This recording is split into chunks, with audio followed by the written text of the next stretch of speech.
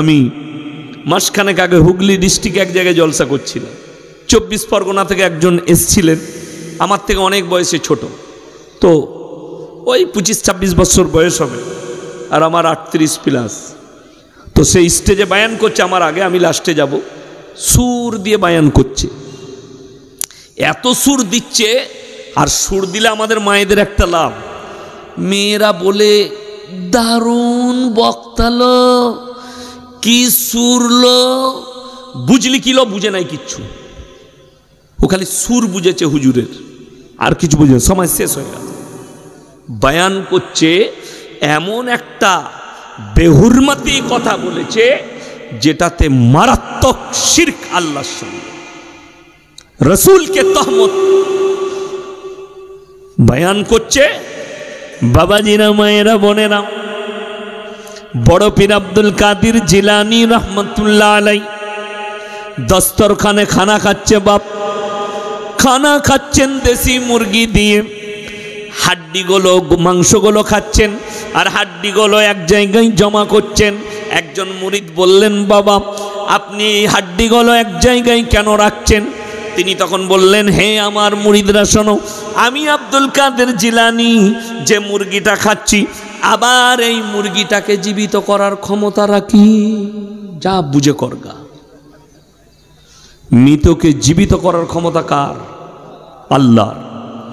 মুসা আলাইহিস সালাতু ওয়াস সালাম একজন পয়গম্বর, মাথায় রাখবেন, নবীদের সঙ্গে পৃথিবীর কোনো ওলি, পয়গম্বর, সাহাবী এই নবীদের সঙ্গে তুলনা করলে সে পাপী হবে।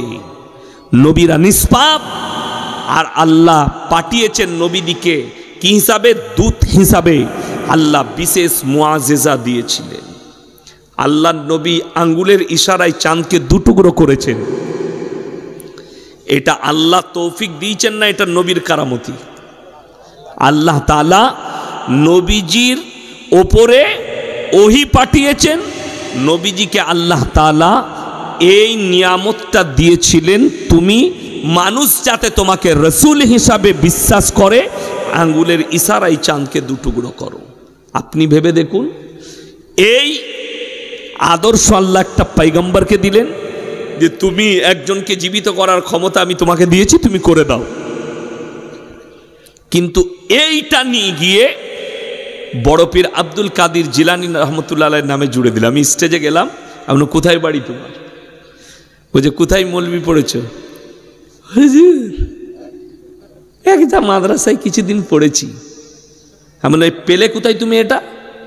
বলছে হুজুর শুনেছি। এমন তুমি মোবাইলের মৌলবি, তুমি মোবাইলে পাস করেছো, ওই জন্যে না জেনে না স্টাডি করে কথা বললে এটা বড় পীরের নামে তহমত লাগানো। শুধু তাই নয়, আপনি অবাক হয়ে যাবেন শুনে, উত্তরপ্রদেশের একজন বক্তা, তিনি বায়ান করছেন কওমের সামনে, হাজার হাজার লাখ লোক বসে আছে, আর আমার অবাক লাগে এদের কাছে দিন না থাকার কারণে, রসুলের আখলাক না থাকার কারণে, কোরআনের চর্চা না থাকার কারণে, দিনী কালচার না থাকার কারণে শ্রোতারা বলছে সুবহানাল্লাহ। বুঝলি কি বে? বুঝে নাই কিচ্ছু। কিন্তু এরকম একটা ঘটনা বলেছে, ওকে সুবহানাল্লাহ বলতে হবে। উত্তরপ্রদেশে বয়ান করছে, যেটা আল্লাহ নিজের সম্পর্কে কোরআনে বর্ণনা করেছে, ওইটা নিয়ে গিয়ে ফিট করছে বড় পীর আব্দুল কাদের জিলানীর নামে। আল্লাহ তাআলা কোরআনে সূরা মারিয়াম, সূরা কাহাফ একবারই শেষ, সূরা মারিয়াম শুরু হচ্ছে তার আগে আল্লাহ কোরআনে নিজের প্রশংসা করলেন। আল্লাহর কসম খেয়ে বলছি, পৃথিবীর নিজের প্রশংসা যে মানুষ করবেন জানবেন সেই মানুষ জ্ঞানী হতে পারে না। প্রশংসা লোকে করবে, আরে এই মৌলবিটা দারুণ মৌলবি, ইনার মধ্যে ইলম আছে, আরে এই ব্যক্তিটা আমাদের গ্রামে মুমিন ব্যক্তি। কেউ যদি বলে গায়ে এই পুরো ভোলা গ্রামে আমার মতো ভালো লোক পাবে না, ওই মালটাই বেশি গোলমাল। কথাটা বুঝতে পেরেছেন না পারেননি? যে বলবে আমার মতো লোক এই ভোলা গ্রামে পাবে না, ওই সব থেকে বড় ডেঞ্জার। এটা হাদিস কোরআন বলছি আপনাকে। একমাত্র নিজের প্রশংসা করার যোগ্যতা যিনি রাখেন, সকলে বলুন তিনি কে? আল্লাহ। আল্লাহ কোরআনে নিজের প্রশংসা করলেন কি বলে? কুল লাউ কানাল বাহরু মিদাদান লিকালিমাতি রাব্বি লানাফিদাল বাহরু ক্বাবলা আন তানফাদা কালিমাতু রাব্বি ওয়ালাউ জিনা বিমিথলিহি মাদাদা। এটা কোরআন। হে আমার নবী বলে দাও, পৃথিবীর যতগুলো সমুদ্র আছে, যতগুলো পানি আছে, সব যদি কালি করে দেয়া হয়, আর পৃথিবীর যত মানুষ আছে সবাই যদি আল্লাহর প্রশংসা লিখতে শুরু করে, এই পানিগুলো কালিগুলো শেষ হয়ে যাবে। আবার আমি অতটাই পানি দেবো, অতটাই কালি দেবো, আবার লিখতে শুরু করবে। কিয়ামতের সকাল পর্যন্ত আমার আল্লাহর প্রশংসা লিখে শেষ করার মতো ক্ষমতা পৃথিবীর মানুষের নাই। জোরে বলুন সুবহানাল্লাহ। তিনি বয়ান করছেন, मेरे भाई बड़ा पीर अब्दुल कादिर जिलानी रहमतुल्लाह अलैह, पूरे दरिया के सारे पानी को स्याही बना दो और जितना दरख है उसको कलम बना दो, और पूरे दुनिया के लोग हमारे बड़ा पीर का तारीफ लिखता रहे क़यामत तक, फिर भी तारीफ कर कर खत्म नहीं कर पाएंगे। नाउज़ बिल्लाह। आज का दिन अगर बड़ा पीर जिंदा होते तुमको काफिर फतवा लगा देते तुम्हारे ऊपर।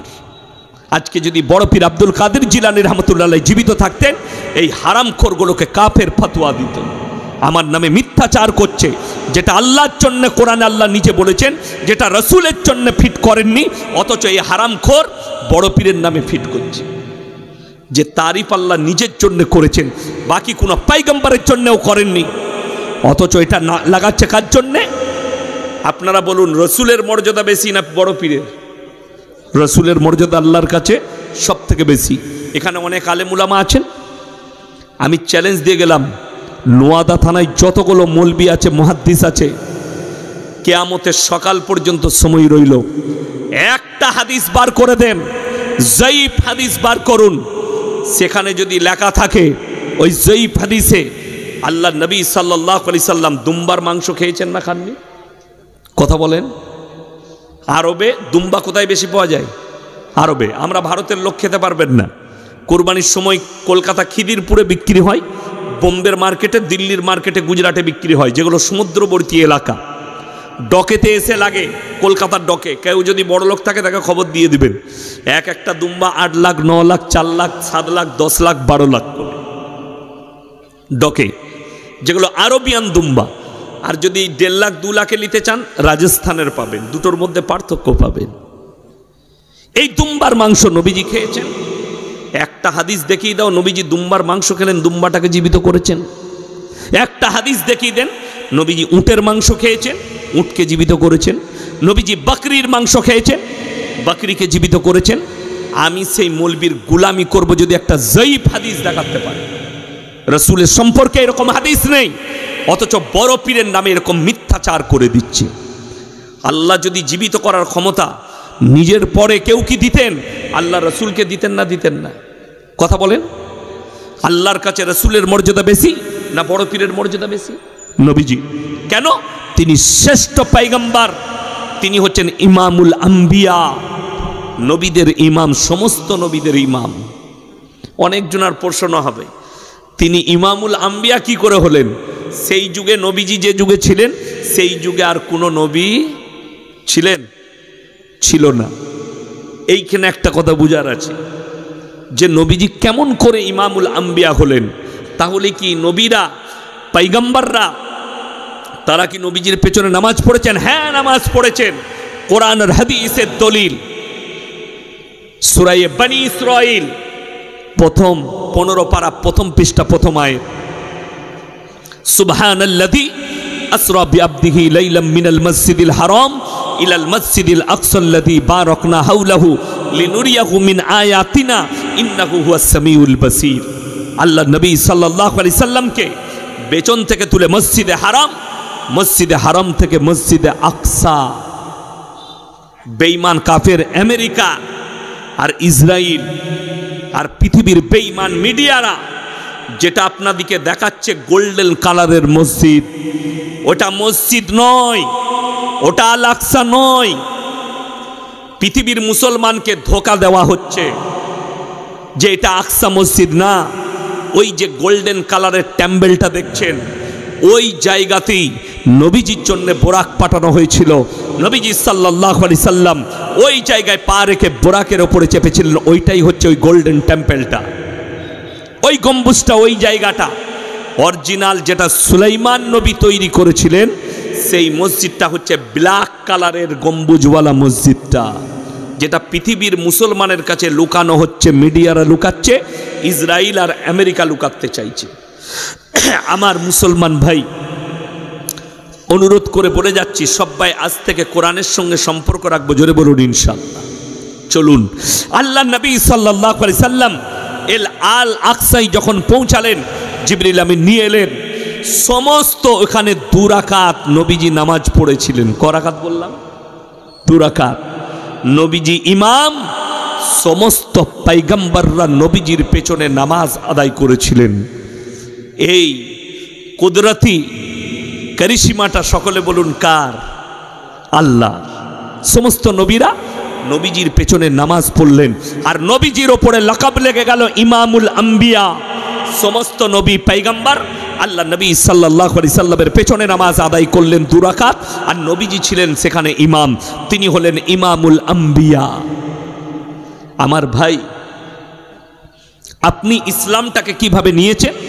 আপনার ব্রেন আর বিবেক আর বুদ্ধিকে জিজ্ঞেস করুন। বেঈমান কাফেররা চারিদিকে ঘেরছে। মাত্র 90 লাখ ইহুদি একটি দেশে, গোটা পৃথিবী মিলিয়ে 1,10,00,000 ইহুদি আছে। গোটা পৃথিবীর সব দেশ মিলিয়ে 1,10,00,000।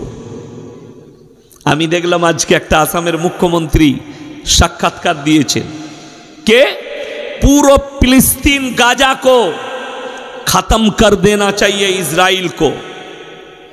अरे मेरे दोस्त, इजराइल वाले सबसे ज्यादा गोश्त खाता है। ইহুদিরা গরুর মাংস খায় না, খায় না। আমাদের দেশের কিছু অন্ধভক্ত বলছে ইজরাइल जिंदाबाद। अबे इजराइल तेरे माँ को खाता है, तू जिसे माँ कहता है इजराइल सबसे ज्यादा खाता है। ইহুদি আর খ্রিস্টানরা পৃথিবীর সব থেকে বেশি মাংস খায়, ইহুদি, খ্রিস্টান আর নাসারারা। গরুর মাংস, কিসের মাংস বললাম? গরুর মাংস। আর পৃথিবীতে আরব কান্ট্রিগুলো, তারা তাদের দেশে গরু বেশি জবাই হতে দেয় না, একমাত্র কুরবানির সময় দুম্বা আর উট জবাই করে, আর খাসি জবাই করে, বকরি। বাকি সমস্ত বিদেশ থেকে রপ্তানি হচ্ছে। তার মধ্যে গোটা পৃথিবীকে গরু মাংস রপ্তানিতে নাম্বার 1 ব্রাজিল, নাম্বার 2 হচ্ছে হিন্দুস্তান, ভারত। ভারতে 7টা বড় বড় গরুর গোশত রপ্তানির কোম্পানি আছে। 5টা হচ্ছে হিন্দু ভাইদের, 2টো মুসলিম। বড় কষ্ট লাগে। মুসলিমরা যে গরুটা খায় সেটা হচ্ছে গোমাতা, আর বিদেশে যেটা রপ্তানি হয় ওটা হচ্ছে সৎ মাতা। আমি বললেই খারাপ। আমার এই কথাটা কালকে ভাইরাল হবে, খালি ফেসবুকে গালিগুলো শুনে নেবেন। কাদের? গোবর ভক্ত আর মুতখোরদের। আরে বড় দুঃখ লাগে। আমাকে একটা ছেলে অমুসলিমদের ফোন করে জিজ্ঞেস করছে, স্যার আপনার বক্তব্য শুনি ভালো লাগে, কি হয়েছে বলো? স্যার একটা প্রশ্ন ছিল, উত্তর দিবেন? আমি অবশ্যই দেবো। কি প্রশ্ন বলো? আমাকে বলছে রেগে যাবেন। আমি রাগের কি আছে, তুমি আমাকে গালি দিবে তো দিবে, অসুবিধা নাই, তুমি বলো আমি উত্তর দেবো। বলছে আচ্ছা স্যার, আপনাদের ধর্মে আপনারা মায়ের দুধ খান? আমি বললাম আমি তো নিজে মায়ের দুধ খেয়েছি। আমরা সকলে মায়ের দুধ খাই না? খাই না। খাই তো কি হয়েছে? বললে আপনারা গায়ের দুধ খান? আমি বললাম অবশ্যই, আমি তো শ্বশুর ঘরে গেলে 1 লিটার করে দুধ খাই। আর আমি যখন ছোট ছিলাম আমার বাড়িতে আমি মাকে দেখেছি 10 কেজি, 12 কেজি, 20 কেজি দুধের গাই থাকতো, 1টা 2টো করে। মা বড় বড় হাঁটি দিয়ে দুধ ফুটাতো, আমরা 6 ভাই বোন দুধ খেতাম। একটু আধটু লয়, সব 500-1 কেজি করে দুধ খেতাম ভাইরা। দুধের সর হতো, ওগুলো আমরা ভাই বোন যে যখন পাত্র চুরি করে খেয়ে নিত। কি বুঝলেন? যেটা খায় আর কি মানুষ সাধারণ, কে আগে খেতে পারে, আমরা আগে খেয়ে নিতাম। যাই হোক, খেয়েছি। সে আমাকে উত্তর করছে আপনারা গায়ের দুধ খান, গাইকে জবহ করে তার গোশতটাও খেয়েলেন, মায়ের দুধ খান, মাকে কেন জবহ করে খান না? সারা দারুণ বলেছে তো। সে মনে করেছে মৌলবীকে ফেরে ফেলালাম। আমি বললাম উত্তর আমি দেবো, তুমি আমার ইঞ্জেকশন নিতে পারবে? বলে কেন? আমি না, এমনি আমি গাল খাওয়া বক্তা, তুমি কেটে বেরোবে না তো? বলছে না না আপনি দেন না স্যার উত্তর। আমি বললাম তুমি গোবর আর গরুর মুত খাও? বললে হ্যাঁ। আমি বললাম তোমার মায়ের গুমুত খাও না কেন? কথাটা বুঝতে পেরেছেন না পারেননি? সে তখন মা বোন তুলে গাল দিয়ে ফোন কেটে পালালো। আমি বললাম দুঃখের বিষয়, আমি বলেছি তুমি আমার ইঞ্জেকশন নিতে পারবে না। তারপরে দেখলাম হোয়াটসঅ্যাপে গাদা গাল দিচ্ছে মা বোন তুলে, আমি ব্লক করে দিলাম তাকে। যে যাই হোক, দেখুন এটা কারোর ধর্মকে আঘাত নয়। যারা আমাদিকে বলছে এরা গোশখোর, তাদেরকে বলবো আল্লাহর কৃপা, আমরা দুধখোর আর গোশখোর, আল্লাহর কৃপায় মুতখোর আর গোবরখোর নয়। সবাই বলুন না আলহামদুলিল্লাহ। গায়ের বাচ্চাও জানে তাকে মুত খাওয়া চলবে না, তাকে দুধটাই খেতে হবে। কি বুঝলেন? এমনি নবীজিকে গালি দিচ্ছে এই কারণে। আর আল্লাহ তাআলা কোরআনে যতগুলো হালাল করেছে তোমরা ভক্ষণ করো। বোম্বেতে একজন গুজরাটি ব্যক্তি, আমি তার অফিসে গেছি, অমুসলিম ভাই, আমাকে বললে मौलवी साहब एक सवाल करो। मैंने जरूर कीजिए। बोले भाई आप लोग जान मार के खाते हैं, मुर्गी खाते हैं, खस्सी खाते हैं, गाय खाते हैं, ये तो जान मार के खाना ये तो बिल्कुल गलत है, आपका कोई जान ले ले। अमनुम आप क्या खाते हैं? बोले कि मैं तो सिर्फ वेजिटेबल हूँ, शाकाहारी, सिर्फ सब्जी खाता हूँ। আমি বললাম आप स्कूल में गए? बोले जी। हम कहाँ तक? बोले मैंने तो एमए किया है। माशाल्लाह एमए किया है। আমাকে বললে आप? अमनो मैं तो 8-9 तक हूँ, बस 8वीं तक पढ़ा हूँ। बोले अच्छा। हम बोललाम आपने ये नहीं पढ़ा कि दरख्त के अंदर भी जान होती है। গাছের মধ্যে প্রাণ আছে না নাই? যারা বিজ্ঞানের স্টুডেন্ট আছেন, মাস্টার আছেন, তারা জানেন গাছের মধ্যে প্রাণ আছে। আমরা फिर आप सब्जी कैसे खाएंगे? उसको भी तो तोड़ के खाना, उसको आप तकलीफ दे रहे। सिर्फ पानी पी के रहो। हम आप आपके पंडित जो है उससे आप जवाब लेके आइएगा। हम अगले साल फिर आएंगे इंशाल्लाह आपसे मुलाकात करने, आप हमको जवाब दे दीजिए। दरख्त का भी जान होती है, फिर तुम दरख्त को तोड़कर कैसे खाते हो? उसको भी तकलीफ होती होगी। लेकिन ये मसला नहीं है। अल्लाह तबारक तआला ने जितने भी नेमत दी है सारे इंसानों के लिए दिया है। और मुसलमान কোরআনে আল্লাহ যেগুলো হালাল দিয়েছে, হালাল করেছে, সেগুলো তোমরা নির্দ্বিধায় ভক্ষণ করো। জোরে বলুন সুবহানাল্লাহ। আল্লাহ যেগুলো হালাল করেছে আপনি খান, কোনো অসুবিধা নাই, দ্বিধাবোধ নেই। বর্তমানে পরিস্থিতি হচ্ছে বেঈমান কাফের আপনার উপরে জাল ছুঁড়েছে, আপনি জালের ভেতরে ফেঁসে গেছেন। এখানে একজন হাত তুলে বলুন তো কার জানা নাই যে সুদ খাওয়া হারাম? কথা বলে না। সুদ খাওয়া হারাম না হারাম না? আচ্ছা মুসলমান সুদ খায় না খায় না? আপনাদের এলাকায় মনে হয় আল্লাহওয়ালা লোক আছে, সবাই খায় না, বেশি। দেখুন কোরআনে আছে ওয়াহাল্লাল্লাহুল বাইয়া ওয়া হাররামার রিবা, তোমাদের জন্য সুদকে হারাম করেছি, ব্যবসাকে হালাল করেছি। এই সুদ হারাম মুসলমান জানার পরে যারা সুদ খায় তারা কোরআনের বিরুদ্ধে সংগ্রাম করলো না করলো না? আল্লাহর বিরুদ্ধে আচরণ করলো না করলো না? কিন্তু দুঃখের বিষয় কি জানেন? আমাদের দেশে মদ খেয়ে মসজিদে ঢোকা যাবে না, গাঁজা খেয়ে ঢোকা যাবে না, কিন্তু সুদখোর আতর লাগিয়ে জুম্মার দিনে ফাঁস কাতারে বসতে পাই। ঠিক বললাম না ভুল বললাম? শুনেলেন কিয়ামতের আলামত? আপনার বাজারে হরিহরপাড়া বাজারে 10 টাকা চুরি করেছে গরিবের ছেলে, খেতে পাই না, পেটের জ্বালাই 10 টাকা চুরি করেছে, তাকে গাছে বেঁধে চোর বলে পিটাচ্ছে। ঠিক বললাম না ভুল বললাম? চুরি করেছে, সে পেটের জন্য একটা এতিম, একটা মিসকিন পেটের জন্য চুরি করেছে, তাকে গাছে বেঁধে চোর বলে পিটাচ্ছে, তাকে লিগে থানার লকআপে ভরেছে, আর কওমের হাজার হাজার কোটি কোটি টাকা লুট করেছে, তাকে আপনি স্টেজে রেখে সম্মানী ব্যক্তি বলে মালা পরাচ্ছেন। এটা কিয়ামতের আলামত, এটা কিয়ামতের আলামত। আমি আর বেশি যাব না, কেন? समझदारों के लिए इशारा काफी है।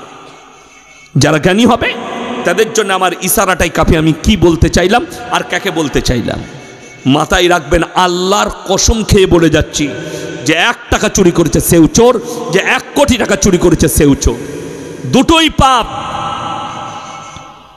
আজকে মুসলমান কোরআনের সাথে সম্পর্ক না থাকার কারণে, আপনার বাড়িতে মানে কোরআন থাকলে, আপনার বাড়িতে দিন থাকলে আপনি এটা জানতেন সুদ খাওয়া হারাম।